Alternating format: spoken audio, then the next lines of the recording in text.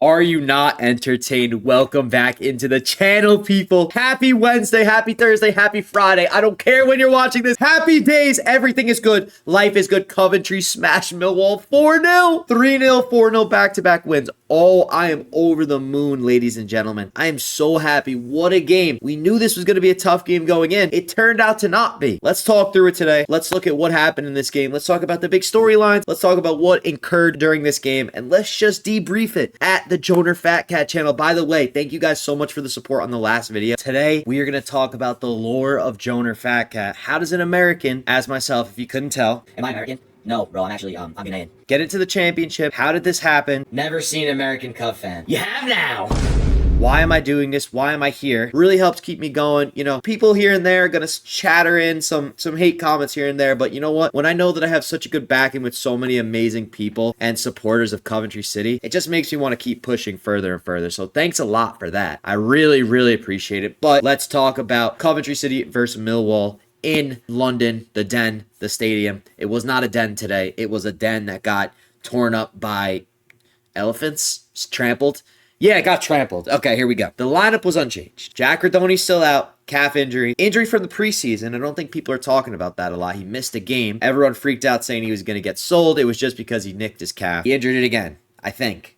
EMC was back on the bench. Really good. What were the questions going into this game? Were we going to be able to break down a tough, stagnant Millwall defense with limited playmakers, limited attackers, not much ways to change the game via the substitution portal? How was that going to play out? First 15, 20 minutes were, you know, very similar to the Birmingham City game. You really couldn't give it one way or the other. Genuinely, that's how I felt. I don't even think there was much of a shot discrepancy. I know they had the possession. It did not feel like it, though. It really did not feel like they were leading the possession in this game. Let's take a look real quick at the final statistics, which, by the way, another successful live stream. I got shadow banned because I showed the stats of the game, which is absolute woke nonsense. But I'll be doing another one for Sheffield Wednesday. Let me know down in the comments if you guys like this or you can come up with something better.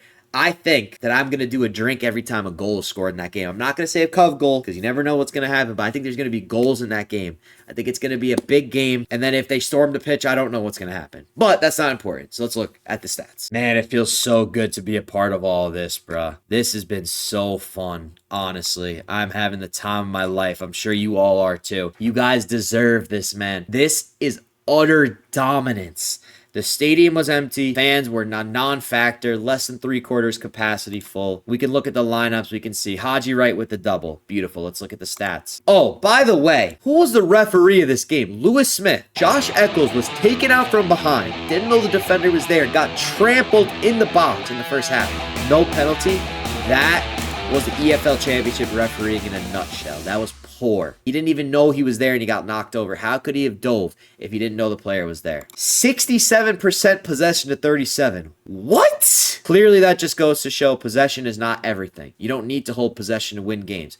XG 1.3 to 3.66. I can almost guarantee you, and we're going to test my knowledge right now, that at least 66% of that, 2/3, was created in the second half by them when the game was out of reach. I am an absolute genius. 1.13 out of 1.3 was created in the second half when the game was out of hand.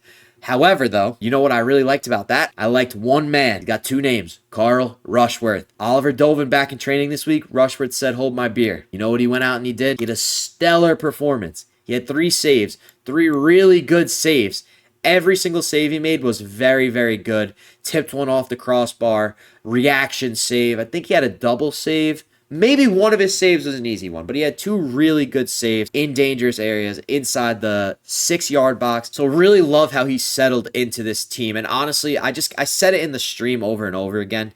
It's just every single player is just impressing me, man. Haji Wright. Let's look at my 2 reactions to his goals real quick. Go on, Brandon! I swear to God. I swear to God.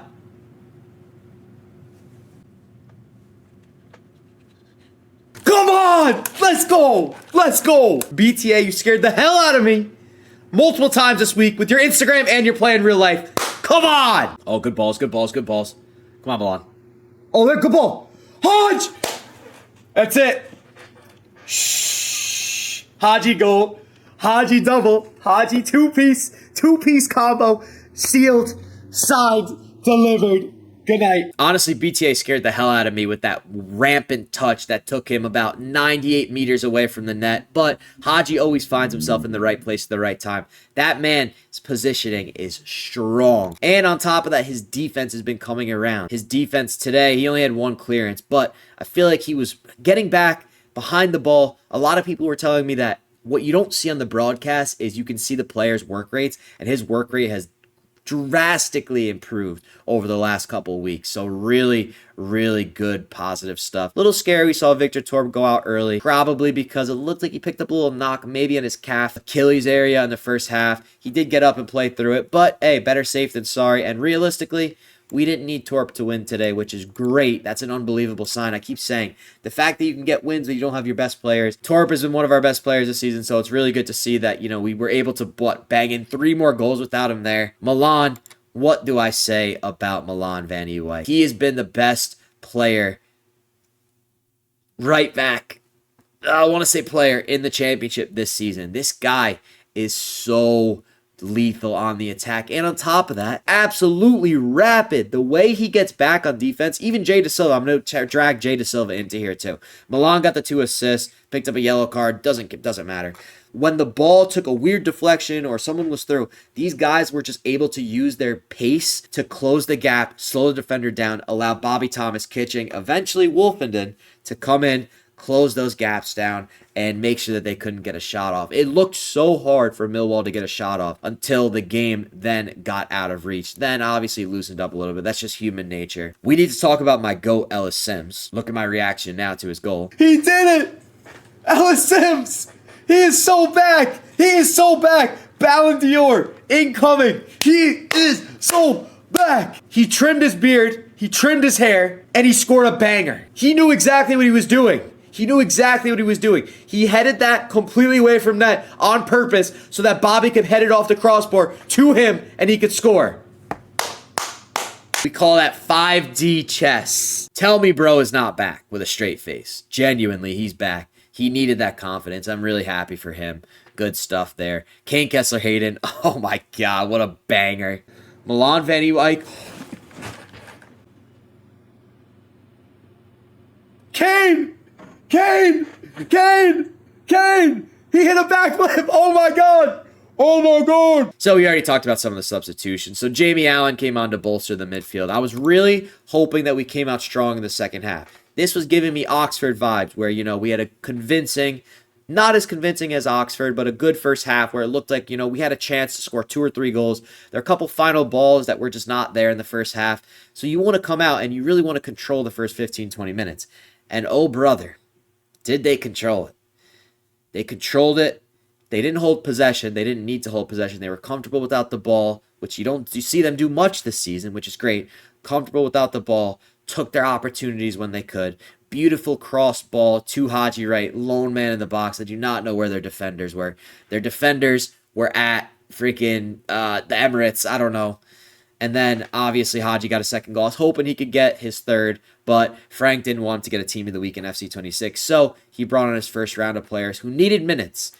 Ellis, KKH, Wolfenden needed minutes. His first minutes for the club. Shifted to a 5-back. Very interesting. We eventually saw Kai Andrews come on in the 82nd minute. Would have liked that to be a little bit earlier, too, considering the game was out of reach. But, hey, I can't complain. The people that need to get minutes in their legs got minutes in their legs today. Who didn't play on the bench today? Did anyone not play? And when I say that, I mean players that I would like to see minutes in the legs. EMC, I don't think it was necessary. I don't think it was really smart to rush him back, especially from a hammy, high re-injury risk.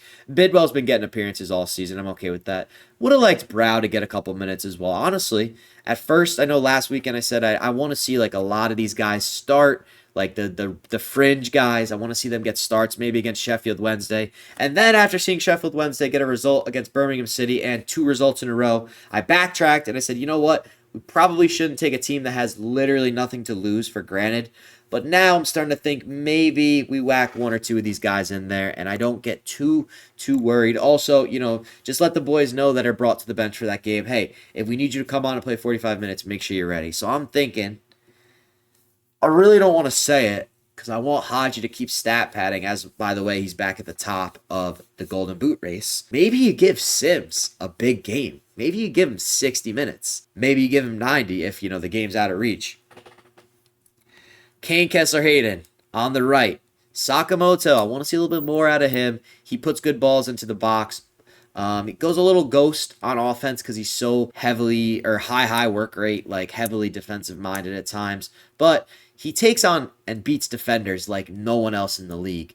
Unlucky that pen on Eccles wasn't called because that ball was going straight to him for that. It did end up going to, I believe, Torp, but he couldn't get it into the back of the net. So unlucky. Want to see Sox get on the goal scorer sheet soon just to get a little confidence in him. But yeah, I mean, I could see Thomas going to the bench for Wolfenden, give him 90 minutes in his legs before international break. I could see Kessler-Hayden coming in for Sox. You can't bench Milan Van Ewijk right now. Genuinely don't think you can bench him. Whether it's against Wednesday or whether it's against, a top team, Milan just has to be played. He's just in such good form. Like, I didn't even mention Brandon Thomas Asante. He's been a dark horse of the season. Like, his work rate, everything from start to finish with him is so good. Really happy with his performance. And it's crazy to think, the guy was an afterthought going into the season.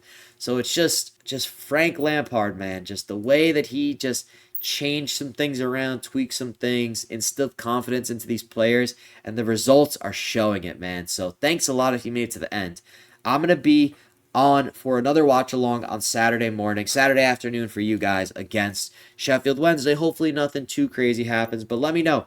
A drink for every goal scored? What are we thinking about that? Do you guys want to see me do a drink for every goal scored? Or could you come up with something better? Please, if you do, let me know in the comments. As always, love to get down in the comments and get stuck in it with you guys. Thanks a lot. Enjoy the rest of your week. I don't know how the rest of this week could not be good. And I'll see you on Saturday. Peace.